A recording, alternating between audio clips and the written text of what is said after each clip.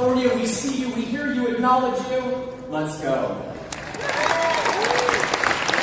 Ladies and gentlemen, please welcome Vice Chairwoman Amanda Sorensen.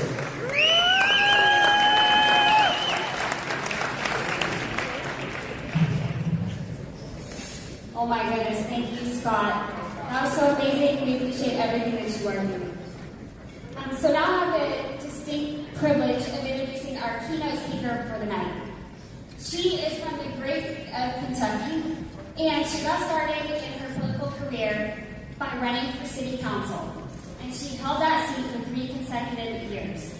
She quickly became known as a leader in our party, standing up for conservative values, most notably fiscal responsibility and government transparency.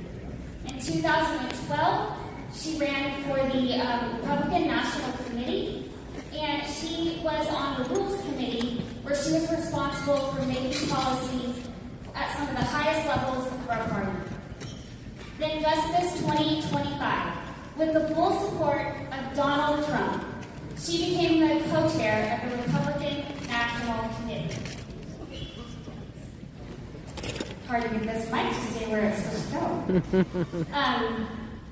On top of all of her service for the party, she's also an accomplished businesswoman. She's a mom of 3, a wife, and a faithful servant at her church. We are so excited to have her here tonight and excited to hear what she has to say about the RNC. And I'm finally glad that I'm not the only one in the room with a Southern accent. So, in the spirit of the South, all y'all, help me welcome to the stage RNC co-chair Casey Crosby.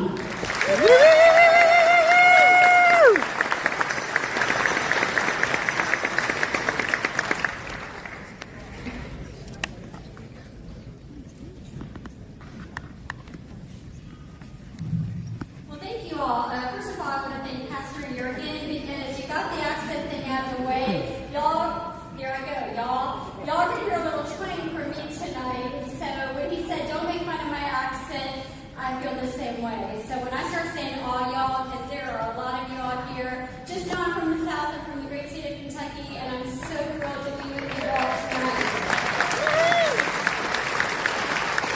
So I didn't just take a moment of privilege here. Actually, I'm going to have 2 moments, one at the beginning and one at the very end. I know today is an exciting day, and no, I'm not talking about the protest that some of you all had to contend with to get here. Obviously, it's Flag Day, and we are celebrating Old Glory and everything that she stands for about freedom.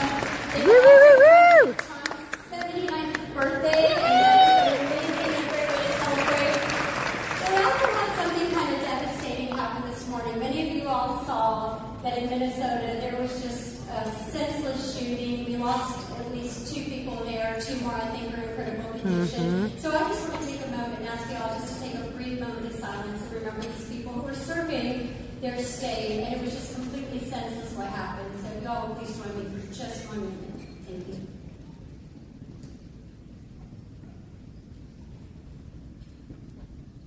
Alrighty, thank you all. Alana, that was a great introduction. I really appreciate it. Paula, I go all over the country. I speak to so many different groups, and I can tell you, coming here has just been amazing. You know, when you're dealing with people all over the country, not everybody's as organized, as communicative to what you need to be doing, and she has been phenomenal. You all have one of the best county chairs in the entire country, right here in the state of California. She is truly a gem. I've made a lot of runs today, too. You all made me feel very welcome, and again, I'm just thrilled to be your congressman. I'm so happy to meet you tonight. It's the first time, so thank you, too, for coming out. I also want to recognize the California delegation to the RNC. Your chairman, Corinne Rankin, is here tonight. She's brand new. She is amazing. Now, I have to tell you all, she has the hardest job. These chairs, it is not easy. She has lots of different constituents that she has to be accountable to. She has to raise a whole lot of money. She has to keep everybody happy. It is a very difficult job, and she is doing it with such grace, and we are so glad to have her as your state chairman, but but also as a member of the RNC. She's going to be a rock star. We've met. She's already fighting for resources in the state of California. So you all are truly blessed to have her as your new chairman. So thank you for everything you've done.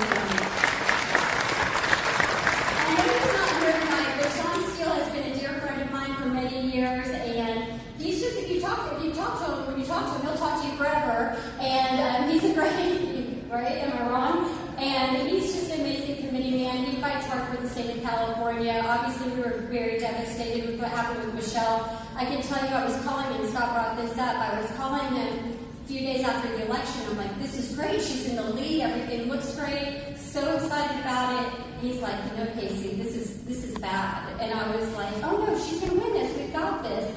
And I couldn't wrap my mind around how crazy it is here that she can go 2 weeks and lose an election when she's so far ahead. And so thank you, Scott, for what you're doing to help here, because frankly, what I saw, they need it. So we're going to be here, and I just appreciate everything Sean's been doing. Harvey Dillon, some of y'all know your former committee woman, Harvey Dillon. She's a dear friend of mine. I know that spot is vacant, but I have to mention her. I mean, Assistant AG, and she is just fighting for Second Amendment rights, keeping boys out of girls' sports. She's taking on election integrity and fraud in our election. She is a complete rock star. Thank you, California, for sending her to D.C. We need more fighters like Harvey Dillon for sure. I also want to say that Chairman Watley wanted me to send his regrets that he cannot be here with you all today. Oftentimes we crisscross the country. I think we pass each other in airports and on airplanes, but he's going to be really sorry he missed his crowd, because not only is it big, you all are just so nice, but he wanted me to send his regrets, and hopefully you all will have him here very soon. So I got a little news today. One of my friends, I said, I'm in San Diego County speaking to the GOP, and they had evidently Googled something, and they were like, oh, did you know you were in a hit piece in the newspaper, which I have since found out it was a couple of weeks ago, and I don't even know the name of it, to be honest with you, but it's some rag that's evidently like going bankrupt, and it never really bothers me because, you know, it's part of the game to be attacked wherever you go when you're the coach of the RNC, but they've got some really big names. The hit piece was the San Diego GOP has had some big names like Rand Paul, one of my senators from Kentucky, former Kentucky Governor Matt Bevin. And I started to think, I'm like, well, maybe the president's just sending somebody he's not upset with right now, a beautiful bill from Kentucky to come speak to you all. And, I was like, that fake news, and I said, this is really an opportunity for me to come and share with you all. Well, that was a wonderful introduction. Having Scott here, and then having someone like me who just started out from grassroots. I'm just a young lady from Kentucky, and I thought, well, I'm going to tell you a little bit about my story, because I know that you all are the activists and the people who are out doing the work to get people elected. And I thought if you heard a little bit more about my background, it might put into perspective truly how hard work is recognized. And so I'm shallow enough to say that I got involved in politics because of a cute boy. True story. So when I was at the University of Kentucky, I was lucky enough to be named homecoming queen. That was an honor in itself. But then I found out I got to go to this little festival in the mountains of eastern Kentucky called the Kentucky Mountain Laurel Festival. And it's formal. You can wear white gowns and white gloves. You have to learn how to curtsy. And it's very formal. And this cute boy comes up to me and he's like, hey, my boss is running for United States Senate, and we need somebody at the University of Kentucky to be a volunteer. And I looked at him, kind of sized him up a little bit, and I said, do I get to work with you? And he said, you do. And I said, okay, I'm in.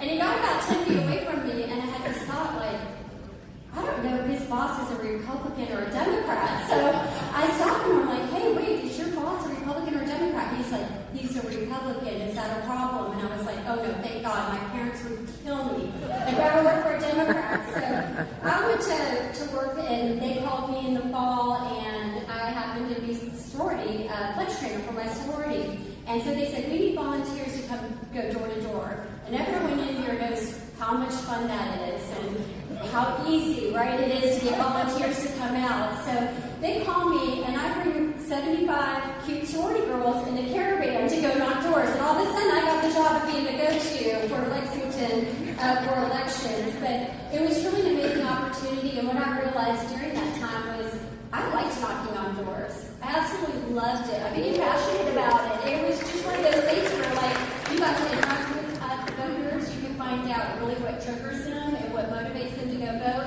And I can tell you, now I'm aging myself, Scott, because I know you have all this high technology and now everything's on the apps, but we used to walk around with clipboards and papers, and we would keep track of, what house we went to. We'd take notes about what they were telling us.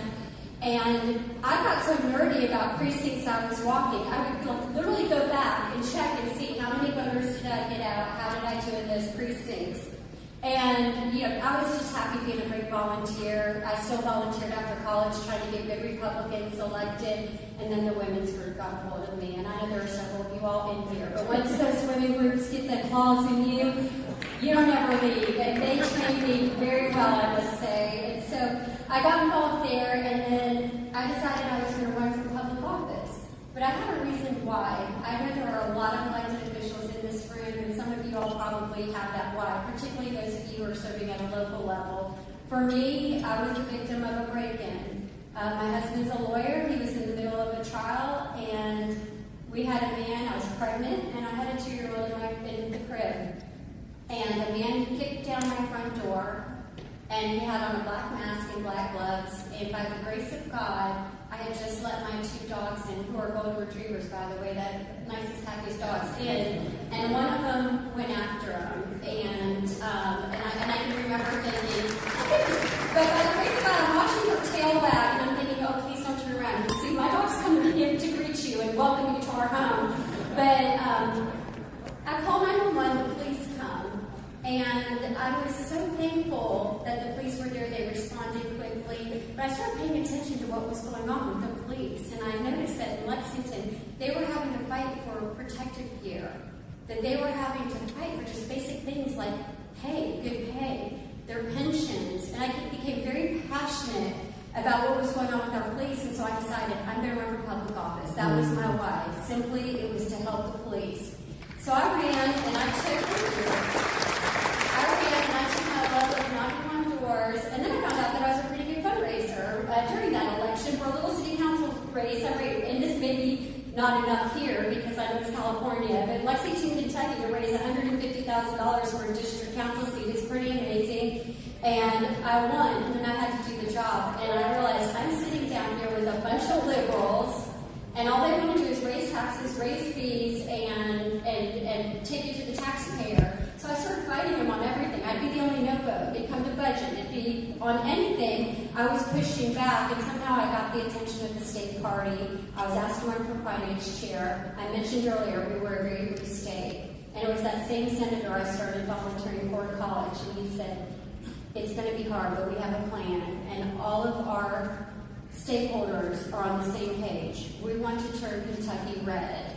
And so we executed that plan. We did it a lot quicker than what we thought we were going to do. We got majorities in the House and Senate. We eventually won the governor. We have 5 of 6 congressional seats and 2 U.S. senators. Right now, unfortunately, I'm looking at people here in the front. Right now, unfortunately, we have a Democrat governor, too, who I think your horrible governor, my horrible governor, are somehow competing to be president. But we're going to win that back here. Woo, woo, woo, woo, woo! You heard I ran for National Committee Woman, and then I thought, I want to do more with the RNC. I just sort of want to elevate this role a little bit of what I'm doing, and I know I can contribute more. I ran a business. I followed the budget with City Council. I was a finance chair, and I knew I had a lot to offer, and so I thought, I'm going to run for treasurer. So I ran for treasurer at the RNC, and I ran against a guy who had been here since 1988. And I lost the first time by 4 votes. And yeah, I know. And most people are like, oh, that's so bad. But let me tell you, God truly closes the wrong door sometimes to open the right door. And I saw that then because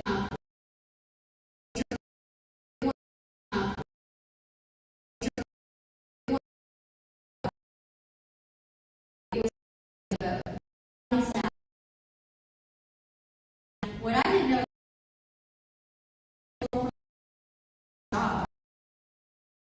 every day.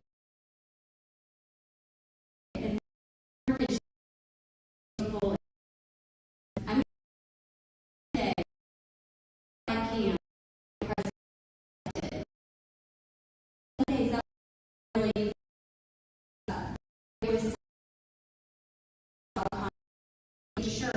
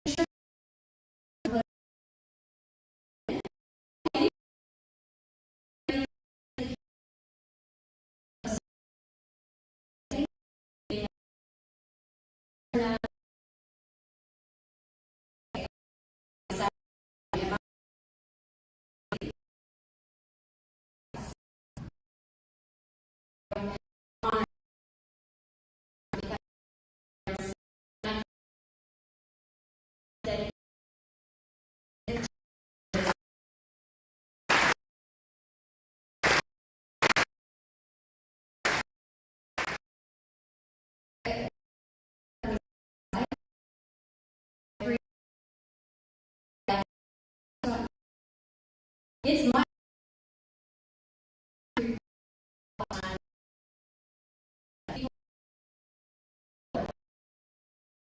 they do, and I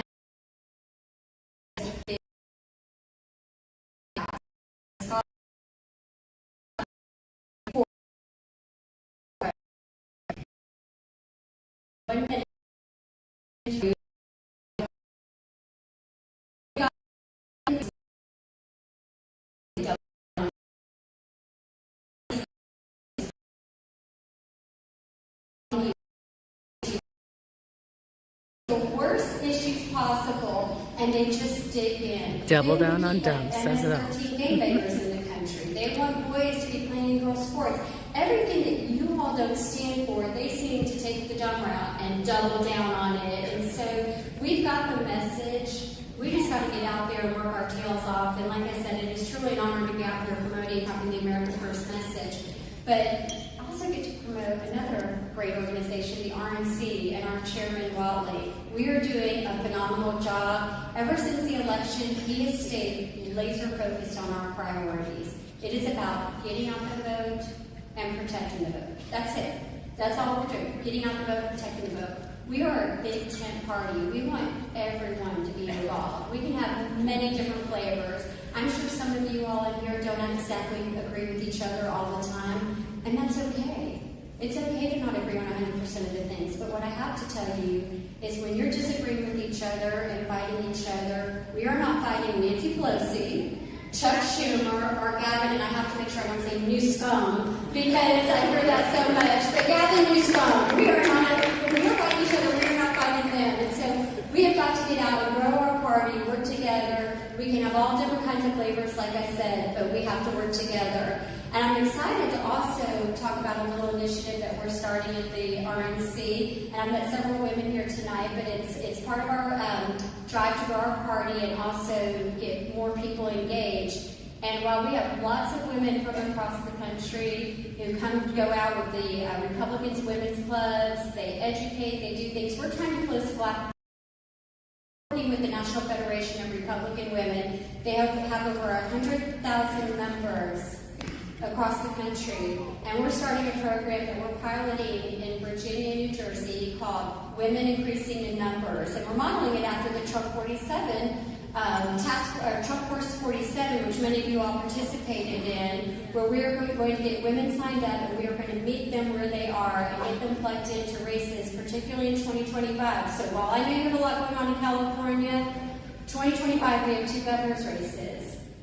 You all can be making phone calls into these states. You can be writing postcards. You don't know what a difference that could make in type elections. So we're going to be rolling that out here in the next couple of weeks. I'm excited to say you need to watch for that, and we'd be happy to come back to California and do some training.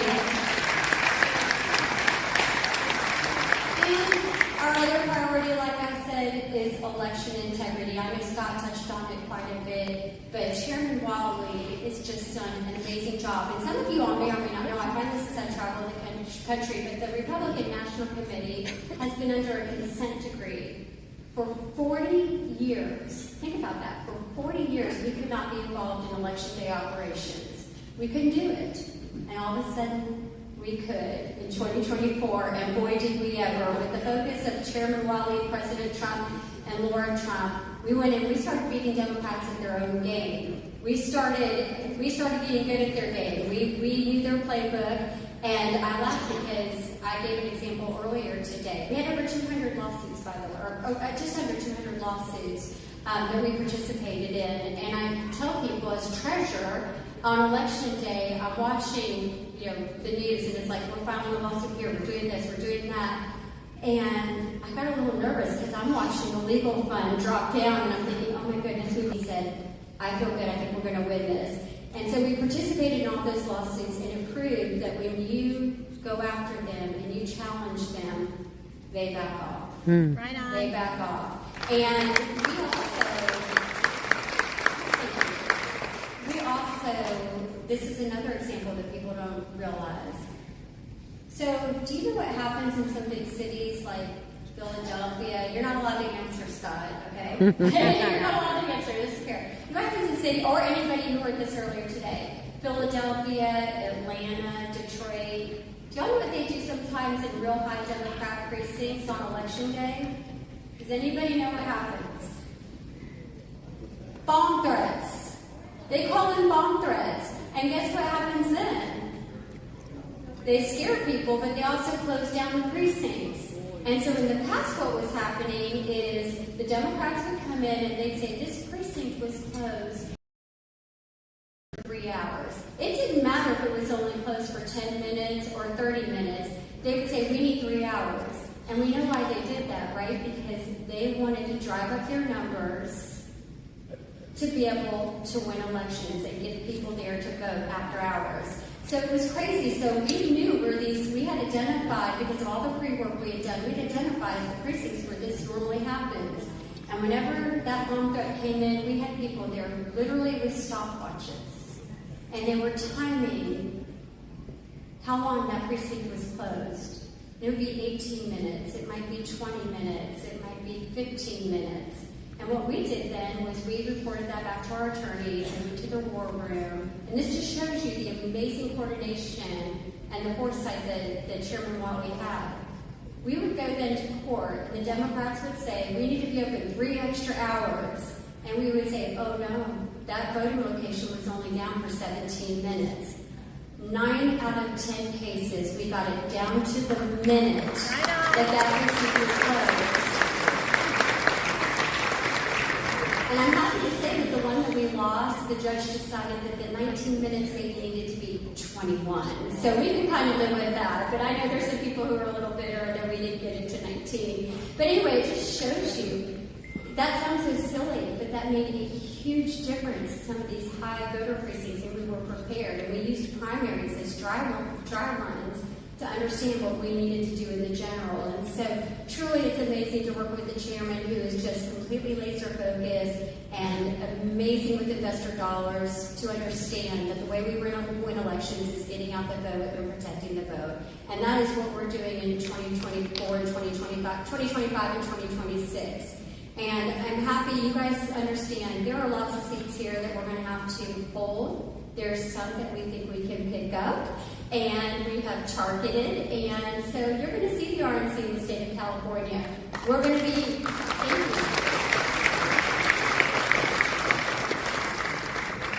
we're going to be making investments. We'll have people on the ground, particularly with our election integrity, and so you're going to see us.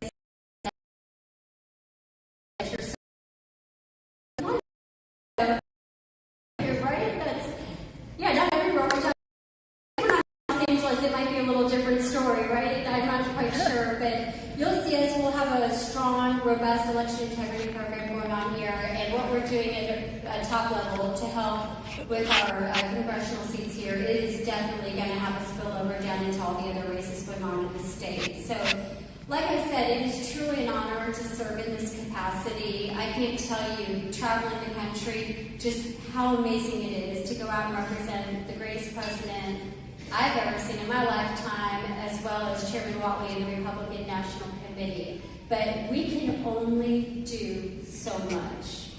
We need you all. We need you all like we've never needed you before. 2020-26 has huge implications. I mentioned President Trump needs to be a 4-year president, not a 2-year president. I can only go to so many dinners. I can only do so many trainings. Chairman Watley can only raise so much money and go to so many dinners. We can only do so much. We need you all to come together, roll up your sleeves, and work like you have never worked before. It is that important. So I'm asking you all tonight to commit to doing everything you can because you worked hard, you got out and voted for President Trump, but he needs to be there 4 years, and we can't do it unless you all get behind him and work like you're working to elect him because you are. He needs to be a 4-year president. So thank you all for having me here tonight. God bless you.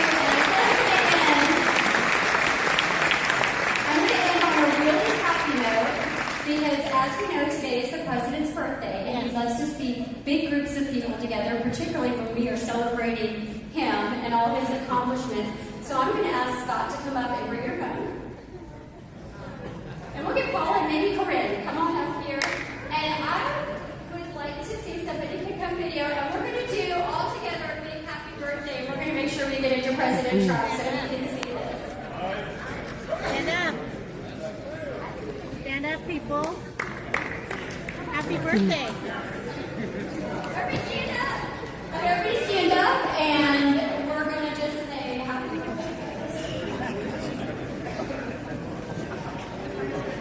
When I raise my hand, you're welcome. Hey everybody, this is Scott Ressler, RNC co-chair Casey Crosby, chairwoman Paula Witzel, and Corinne, and we are here with the San Diego GOP on a special day.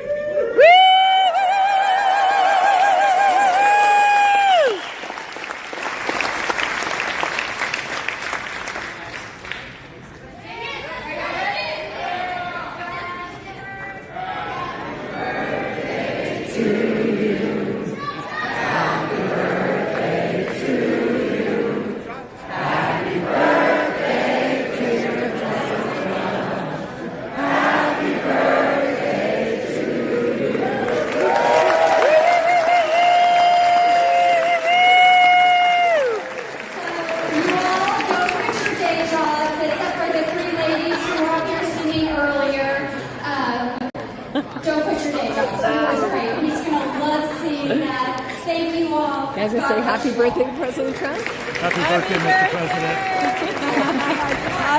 Happy birthday, President Trump. We love you. Paula Witzel.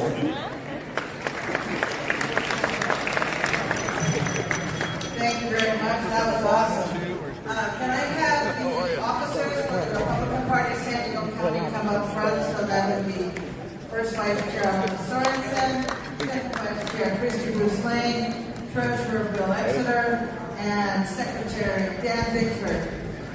And also can I have the Executive Director Jacob Richards come up front, please?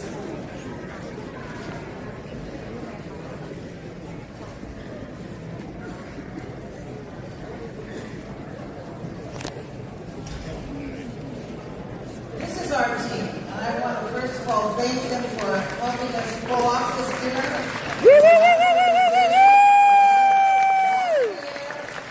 Without these, we would not have been able to pull this off. But more importantly, I want to give a special shout out to my first Vice Chair, Alana Sorensen. Jacob Richards. We could not have done this without their expertise and their help. So please give them a big round of applause.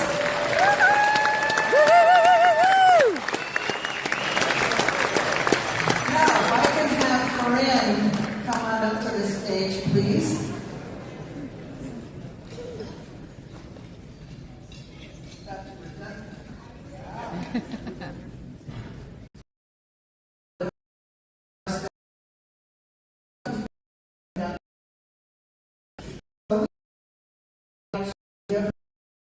Padres jersey and make her an official San Diego.